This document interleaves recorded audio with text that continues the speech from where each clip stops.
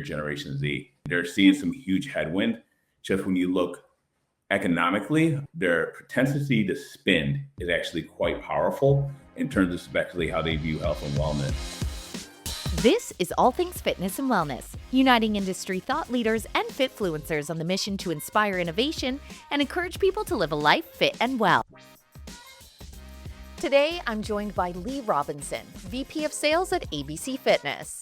This conversation is really about what the data from 2025 is quietly telling us, the moments that made you stop and rethink some assumptions.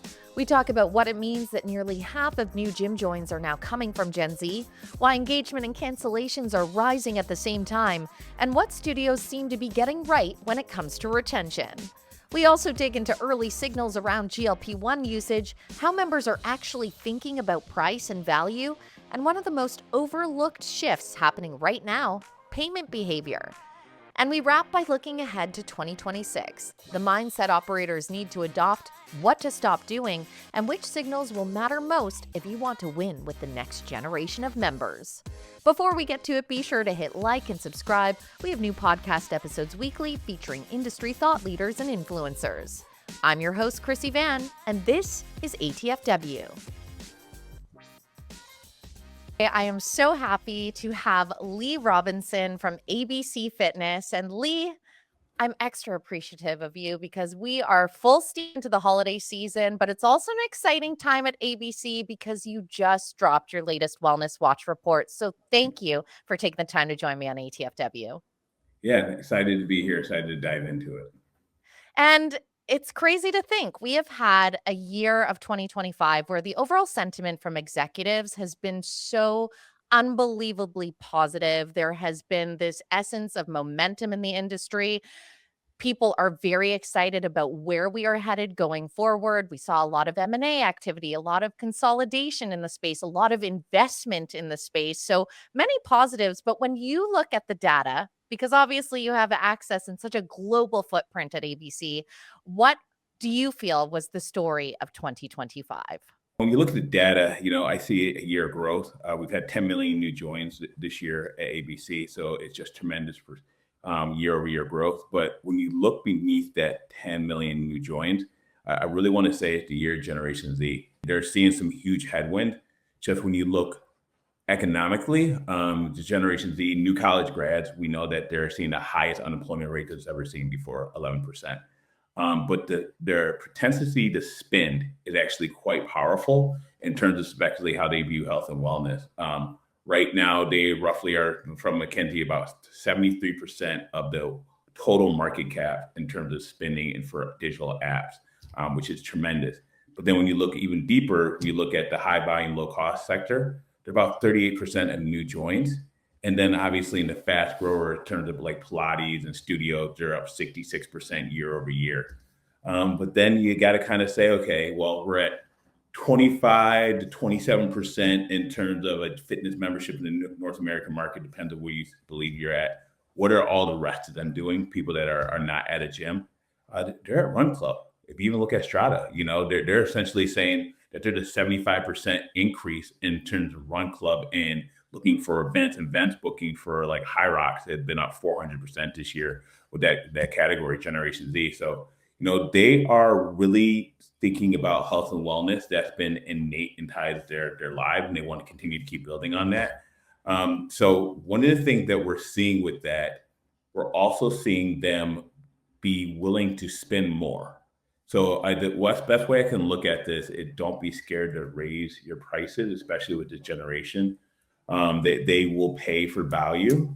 So if you look at like a parallel story in like 2008, 2014, a lot of people were surprised that people were willing to spend $15 for Chipotle, right? So you had Chipotle and we're going from fast casual versus fast food. So when the value's there and you're able to almost personalize it, what they did in Chipotle, right? They're willing to spend that. And so you can continue to deliver on that. You're going to see year over year growth probably for the next, 5 to 7 years, which is awesome. been that mindset shift of who Gen Z is. For so long, we've been talking about this generation. So I think people think of them as a very young spender, but at the same degree, they are the graduates now. They're the ones Yeah. that are starting families now, which is really exciting for the industry because they're also the ones that are going to be instilling the values of the generations coming up behind them, which is a huge positive for the industry as a whole. Yeah, I think what's even cooler, and especially if you're in the US market, you're seeing the fruits of the labor of the past generations, such as like the baby boomers, Generation X, and millennials, which I am myself. When I grew up in high school, we had health class. We just started weightlifting class my senior year. But Generation Z, they've been growing up with that since, sixth grade, where they were learning how to squat, bench press, and they're understanding about the natural body health and how they want to do commitment, but then even more so mental health. So all that like legwork that we've done as an industry from the old Honorable days is starting to like really matriculate and get really powerful and get stickiness into our club now. For operators that want to have success with that generation, I mean, you highlighted don't be afraid of necessarily adding a bit of a premium to your offerings. Yeah. But what are other elements that Gen Z is kind of demanding from the experience if you are wanting to have them in your doors? Look at it a couple different ways. What are the unique drivers of a fitness space, right? One's probably going to be your personal training, your group action, your storefront of like how people drive in. So your storefront is no longer what people walk by. It's probably your website, more so your mobile. What are they going to be able to see and what experience is that going to deliver you? So the first second they pop on or log on to that or log in, you're going to have some type of personalization that's going to be able to navigate them. That's going to drive instantaneous value. You're asking them questions, and without giving them something back, they're going to quickly disconnect from you. You're seeing that such as devices, such as a brick. They're locking down apps so they're not even use it, or they're deleting apps all in general because they understand the value of their data. The next piece is when you look at the group fitness side, they no longer want the hour classes. They're more so looking for 30 to 45 minutes. There's something very, very quick. And when you look at the social community events, they're looking for more so Instagram worthy places. I'm sure everyone's heard about that. They want to be able to have the mirrors to something that show that they worked out. They want to be able to put it on their stories, even TikTok. That doesn't necessarily mean that they want to talk to someone inside the club. So it's a unique balance. So you have to have that. I think that the next piece is going further, especially to look at your price point. You have to start looking at your community as driving different types of events that they can do. So when you look at Lifetime, they're obviously doing the High Rocks run, and more High Rocks is coming into more clubs. So how are you organizing that inside your own community and driving events? When I used to run clubs, we used to have closeouts and we used to have dance parties in the group action room, but maybe now it's a social one on a Saturday. It could be something very similar. Then the next piece is when you're looking at your footprint, how are you looking at your footprint to utilize just wellness in general? So stop thinking about your wellness as an ancillary driver for you. Maybe think about it as a retention play. So the biggest thing is you want to get to that magic number of anything over about 2.2 to 2.5 check-in per week. That's notice could be a big driver of retention for you. So if you can come in and they can, let's say, get on the treadmill, do some strength training, but then maybe the third time they're just doing cryotherapy or they're maybe just getting on a massage bed and they're part of that wellness, you're getting an additional check-in. So you're driving additional value, which allows you to walk your price point up. Or you don't have to invest that much in the wellness space. You can also make it a social co-op, right? Where people can come work out, they can do work. A lot of people are still working from home. So you want to have spaces where they can be able to have that community. A lot of times, Howard from Starbucks was really talking about this being the third space. Yes, everyone still gets coffee every day, maybe not with the cost of inflation right now. But if we could still drive them into our facility and have it be the third space by doing wellness, having some type of social engagement, you're going to get beyond that 2.5 to 2.2 check-in per week, which is going to drive your retention up. Yeah, I couldn't agree more. And on that topic of prices, if I'm paying $5 for my plain black coffee these days, you're probably safe to say you can raise your prices. Yeah. But one of the one of the things you mentioned there, of course, check-ins. In the Finding in the Wellness Watch report, it was that they continued to rise. but cancellations did too, even as we've seen click to cancel become more common. So how do we reconcile those two trends? What were kind of the indicators there? Check-ins were up, and we saw the click to cancel that continued to rise, about 8% this year. I think you're seeing the paradox in terms of the really high engagers are the ones that are not so engaged, which is the ones that are visiting your club between 0 to 3 times per month, not even once a week. And they're going to churn faster because they have an easier way out. One of the ways that you can look through this is we've been through this before in a parallel industry such as Netflix. When Netflix made it really simple to drop out from 2016 to 2019, what they saw with the people that were low engagers would quickly cancel their membership. But then they had to pivot. What they were looking for were people that watch TV longer than 2 hours per month. And then what they did, they made dynamic content for them. And what that ended up doing was driving up their stickiness for those type of members. So what you're looking at right now is just a paradox. People are going to be able to cancel their membership fairly quickly, but then club operators are going to figure out how to make them a little bit stickier, and then they're going to stay for much longer because you're going to have more time to quicker time to value. I think most importantly, even some of our larger clients here, we saw a spike when that first came out, but then it started to flatline, and we saw more people coming back faster. So we saw the boomerang effect. So you shouldn't be worried about it. But what I would do is start to look at that data and that cohort of why people are leaving. Not everyone's moving out of your town. So you got to be able to capture that somehow, but then have a safe way for them to come back in and make it super easy. We have a saying, limo in, limo out. So you really have to be able to capture them both ways. I think it's going to be able to stabilize the industry. One thing that we have seen though is in boutique studios, some of them struggled a little bit with new joins, but members who did join are less likely to cancel. So, what does that say to us about the kind of relationships that studios are very good at building with their members? The biggest thing that we're seeing with studios is that they're great at building community with their members. They're going to be instructor led, which is going to build loyalty. The biggest thing what we saw from some of our research is that 88% of boutique owners said that the instructor is going to be able to drive the loyalty. Is absolutely critical. But also one of the things that we're seeing is that the boutique market is having an issue right now with the convenience or the price is right now of how they're signing up. So what I really mean by that is that they're not looking at it. Are they trying to be too transactional rather than recreational fitness? So what that's looking at is how do they be able to still drive the value, but the touch points of what they're looking for. And it's also thinking through of how are they finding their members. So there's a little bit of research that's out there is looking at a certain point, if you go over 33% of your membership from third party aggregators, which loyalty are you driving? And so just kind of think about that. And so there has to be a certain balance and mix of your cost of acquisition from your own marketing, from your own grassroots effort versus the third party aggregators, because that's going to be able to drive recreational, that's going to be able to drive transactional fitness. I'm just signing up to take that one time class, and I'm not going to be able to really drive the experience to be loyal to your brand. Then we also think about it even deeper. What is the one thing that we know about Generation Z? They have zero brand loyalty. Zero brand loyalty. If you look back, millennials are kind of the ones that started it.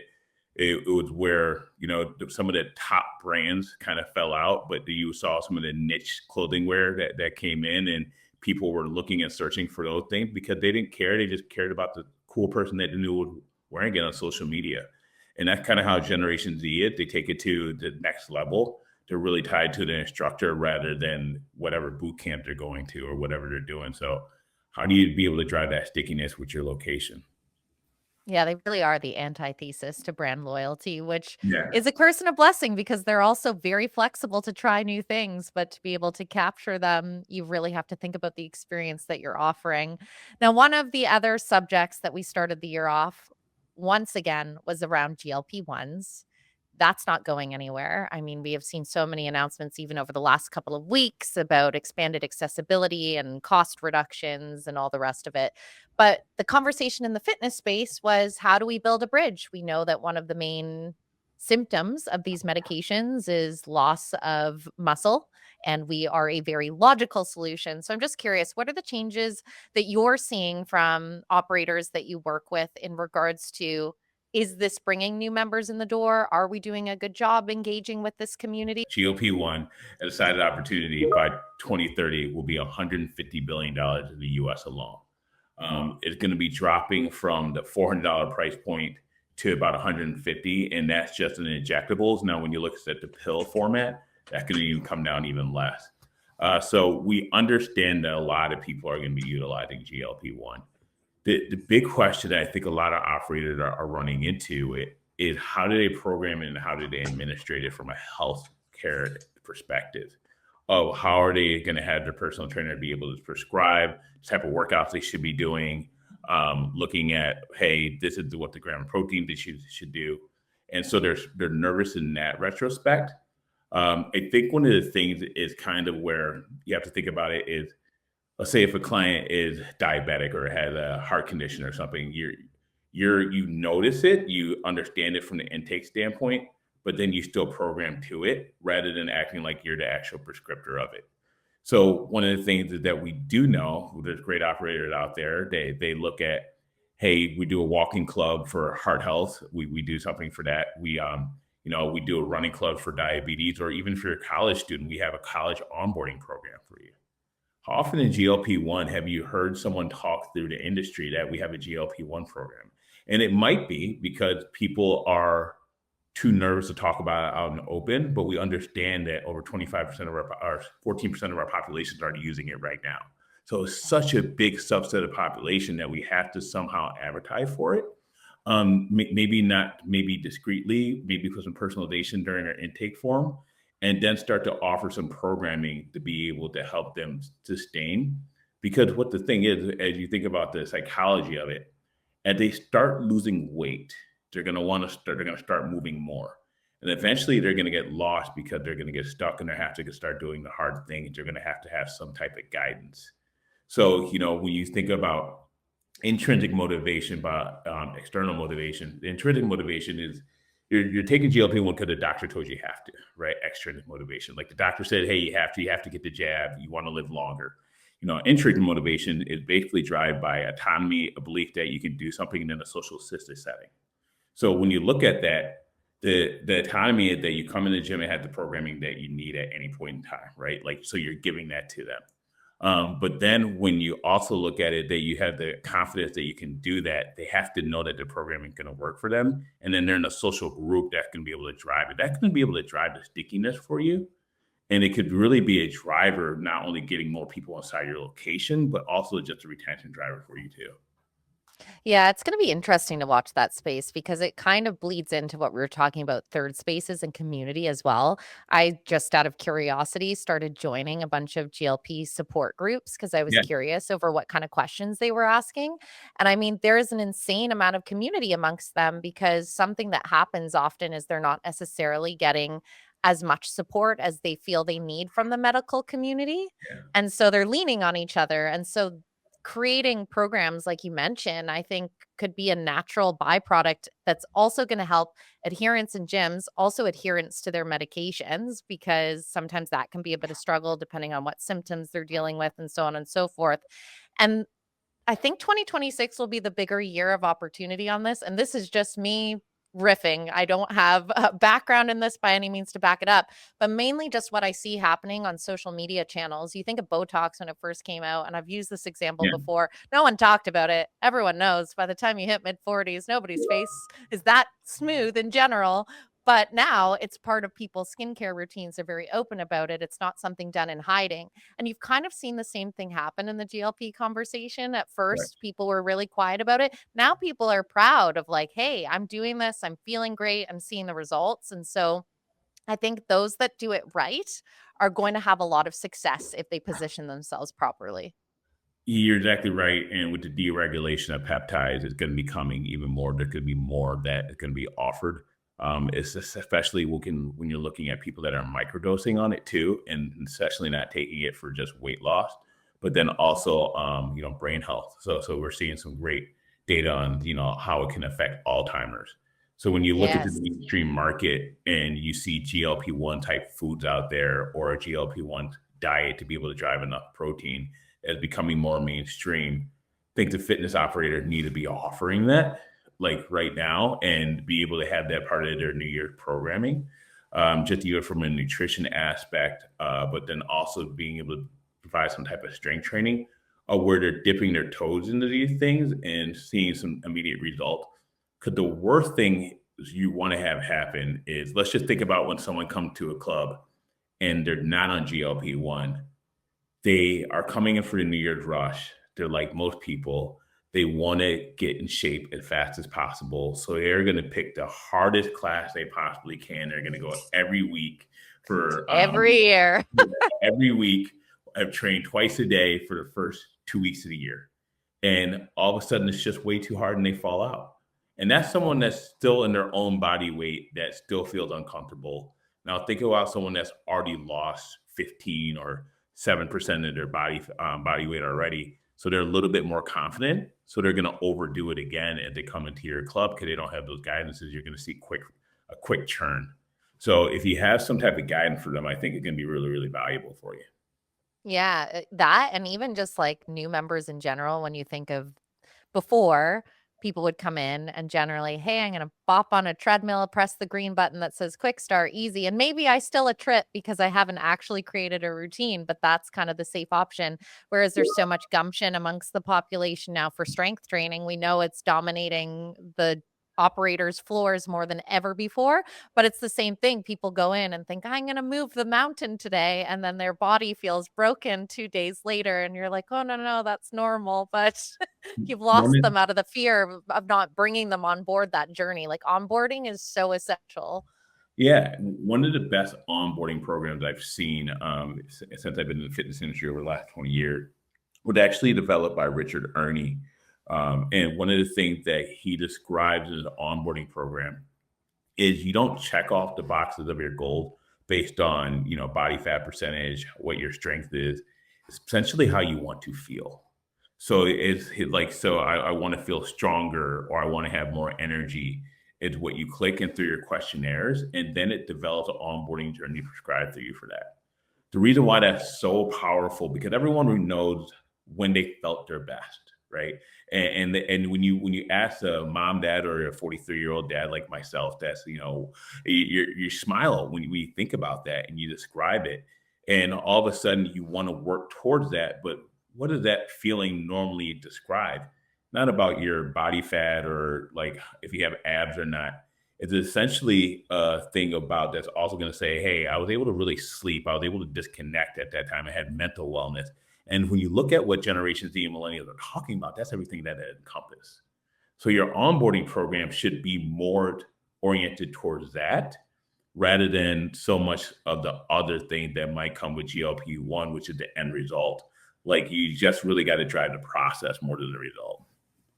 When I know that it's not just consumers coming in the door that have goals for 2026, operators do too. So, based on everything that you have seen through this year, what's the biggest mindset shift that you feel operators need to make? I think that the biggest thing that operators are should be thinking about this year is driving more revenue. Don't be scared to increase your prices. We're seeing that quite a bit right now, that where the value is high. So if you look across our portfolio, we would say almost 95% of our portfolio increased in prices between 3 to 5% over the course of the last 18 months, which is great. And the biggest thing is that also in the boutique side of things, we're seeing the same thing between 2 to 5% within the 2025. But as you increase their prices, things that you need to make sure that you're really, really clear on is measurable outcome for that member. Just looking at how it's going to be your standard operation, design, cleanliness, equipment, and ancillary services that you're going to add on. Going to be PT, recovery, nutrition. I think one of the things is with your pricing strategy, your pricing and packaging. Do you go a la carte or do you start to bundle? You have to be really the dynamic pricing to be able to drive that. Where you're going to get in trouble is lack of progress tracking and then hidden fees and surcharges. Though there are going to be things that are going to kind of disrupt the market for you. You're going to see some overall churn.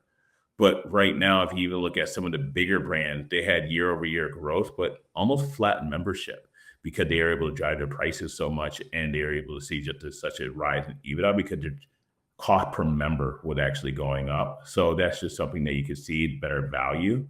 I would not be scared within the new year to be able to do that, but be very transparent of why you're rising your prices and what you're going to deliver.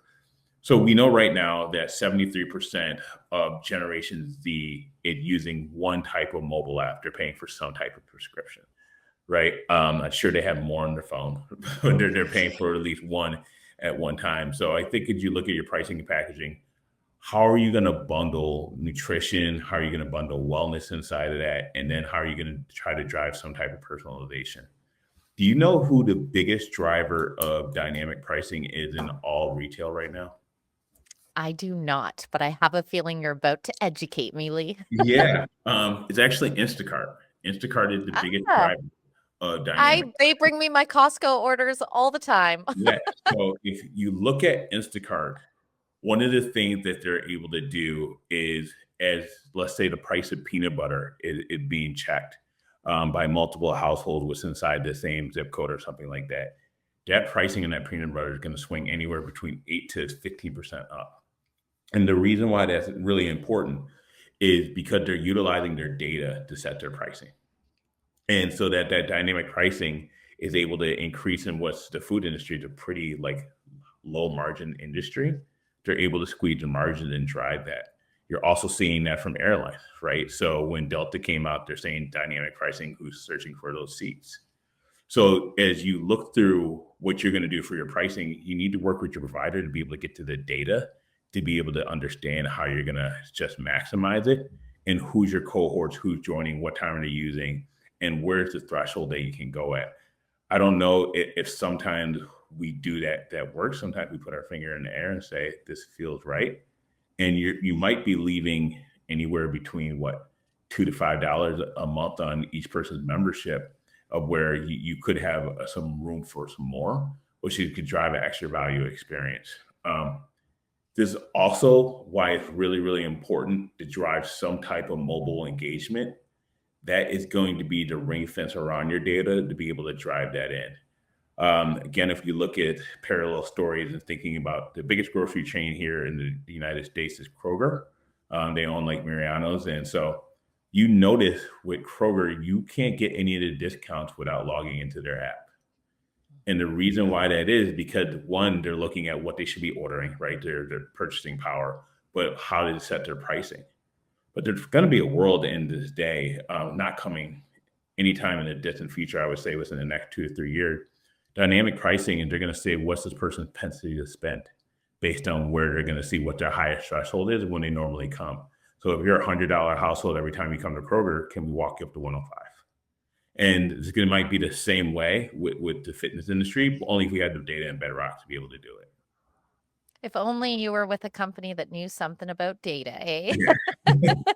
Which luckily you are, because we're talking about some of the data that you shared recently on this Yeah. Wellness Watch report, and one of them was around an overlooked finding around payments. Yeah. So neobanks, especially, just driving a disproportionate amount of ACH returns. So why does this matter operationally? Explain the name of this game. Yeah. So let's take a step back and describe what a neobank is. Basically, a neobank is a bank that is solely digital. It doesn't have a brick and mortar space. So the way that you can think about a neobank is SoFi, one of the biggest, larger private student loans in America, has a neobank. So this makes it easier for people to pay back their student loans. Apple Wallet's going to have some type of a neobank. Chime is another neobank that you're going to use. Reason why this is important is because it's going to have no minimum. It's going to be behaved just like a bank account, and there's no overdraft fees. So if you have your babysitter that comes and like, hey, I want to go ahead and I want to pay her for the night, you can send her through $25 through Venmo. That Venmo is going to sit in that wallet for her, and she can sign up for her gym membership, and then she's only going to have $25 until the next time she goes ahead and babysits again.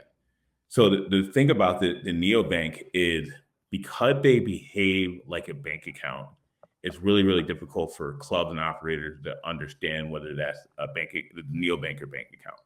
And the biggest difference is when you look at an ACH, which is a bank account, that's going to go ahead and decline around 4%. A neobank is going to go ahead and decline somewhere around 27% of the time. Ooh, that's a big difference. Yeah, so think about what you're going to do in January. If you're having a great January, you're up 120% on your number. You're essentially giving that back, and that's where the gotcha I think kind of is. And majority of millennials and Generation Z use some type of neobank. So that is something that we're solely keeping an eye on. One of the things with the neobank is to be able to protect yourself from it. We're really asking operators to think about methods to be able how to drive a secondary payment. So would you think about your neobank, which is going to be your ACH, which is what it behaves it behaves like a bank account. You're going to say, okay, Christy, you have your bank account on. Obviously, we want to make sure that you can consistently come inside the fitness facility. We can have a secondary payment in case it's declined. What's the other card that you would like to use? So that could be something where you can then have a backup payment because neobanks aren't going to go away, right? It's something that's going to be a part of the millennials wanting to do it, especially when you look at digital wallets. It's something that most millennials and Generation Z are asking for. So you have to have some type of way to be able to safeguard yourself. And I think where the hope that comes through with neobanks is it also does allow people to self-serve. So what we're seeing through our mobile app is 60% of payment declined are being paid through self-serve of someone just paying the balance on their own. So let's say you're walking toward the gym, you're in the parking lot, and it's going to pop up to the geo fence and say, oh, you got to pass through payment. You're going to pay that right away. You're going to move money into that account to be able to do that. You have a secondary card on file, it's going to give you that same type of alert to be able to do that. So you have to give that member autonomy. This is the moment, if you're going to age myself here, when I was in fitness around like 2006. Do you remember what happened in 2006 with the credit cards from Target? No. Yeah, 2006, there was a big hack from the Target credit cards, and all the Visa cards were basically getting canceled. And we were able to, like the location I was at, the payment operator was able to see it faster than everyone else because they could see the decline starting to increase. The one other moment that was very, very similar to that was in 2010 when gift cards started coming onto the scene and people used to do their payments through that. So Right. like there's two big incidents that kind of shifted the collection percentage of the industry. I think neobanks is one of them. That's why we're looking at not only having secondary payments, but introducing intelligent billing and dynamic billing based on your billing dates of what you prefer to be able to ensure your collection. So we're avidly working away to make sure that we ensure that our clients are able to collect their due tax on time. Yeah, it's about building basically insurance in the infrastructure for the Yeah. operators because that percentage you said from the get-go, that's a huge disparity. So protecting yourself is of utmost importance. As we head into 2026, let's hear the short list, Lee. What should operators stop doing, start doing, or pay close attention to? If I'm an operator, I'm looking at 2026. Depending on wherever the market goes, I think there's a couple different ways that you can win. The first thing is building a moat around your data to being able to get accurate reporting, to look forward and backwards and have some predictability of where your business is going to go, not only by profit center but by location. But then also being able to do it by cohorts of members and then subtypes of that. I think what you really have to focus on within the first 0 to 90 days and how you're going to be able to activate those members. So start thinking about member acquisition, think about member activation, and how many different types of services that you can get them into. The next piece is I'm going to look at my payment infrastructure. As you're looking through your payment infrastructure, every dollar that you spend to collect a dollar, it's not a service to the business. It's moving the business further away from where it can go.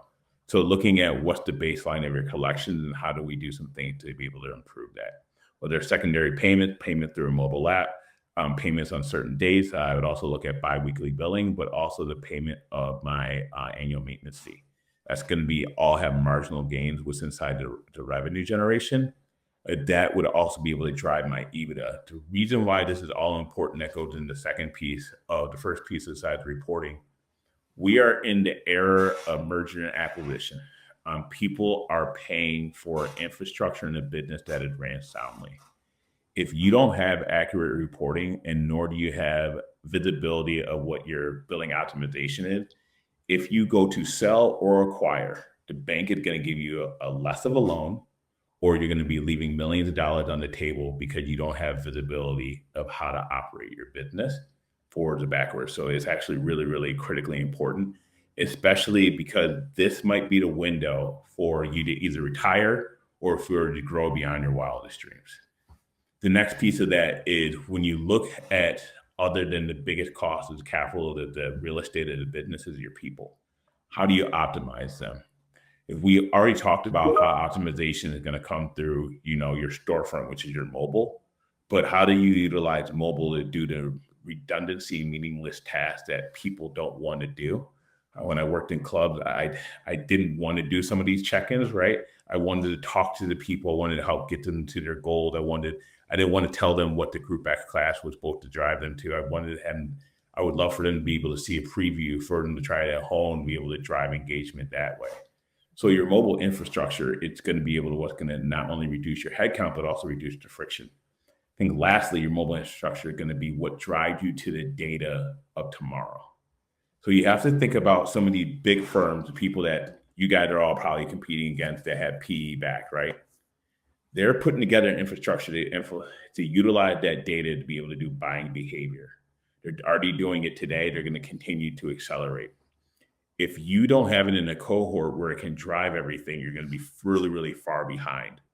And your member is going to be able to disconnect from you because we're starting to see that. We're starting to see as soon as a member doesn't get value, they're going to delete your app. So you're having to have them check in on a key card because they don't see value in anything else that you can get. The top operators, one, they lock down the app and making sure that they can come in only through that. Their payments is only through that. But then what do they also do? They also unlock nutrition. They also unlock, group X classes on video demand. Do they charge a premium for it? Do they put in a subset of good, better, best? No, they just walk everyone up $6 or $7. And all of a sudden it's part of your membership. Think about your mobile experience and what you're going to offer to that. If like the back in 2015 or 2010, 2015, when the planes were just first offering Wi-Fi. At a certain point in time, you spent $16 to be able to get that Wi-Fi for a limited 2-hour flight. But then today it becomes an expectation that you have Wi-Fi that's part of my ticket price. It's going to be the same way into your mobile concept in terms of nutrition, in terms of habit creation of walking, being able to have an Apple Health Kit. But then after you do all that, you connect it. How do you connect it back to your reporting? That's going to drive up your EBITDA. I love those points. And I especially like that what you touched on in the middle there is kind of where we started about the momentum in the industry and that potential of it being your retirement or growing to your wildest dreams. But if you don't have the data to back it up, neither of those are going to be achievable. One final comment from you, Lee. Since I know you're from the land of data, if there's one behavioral metric or signal you think will define success in 2026, what is it and why should leaders be watching it now? So the one behavioral metric that I would say that you obviously would look at would be your visits. I would not only look at the speed of their first visit, but then also look at this speed of their second visit. The delta between that is what determines winners and losers by 57% in terms of overall membership growth. So that's something that you really want to look at your cohorts of how quickly did they join? How quickly did they visit from their first visit? How fast did they join? They come back from their second visit.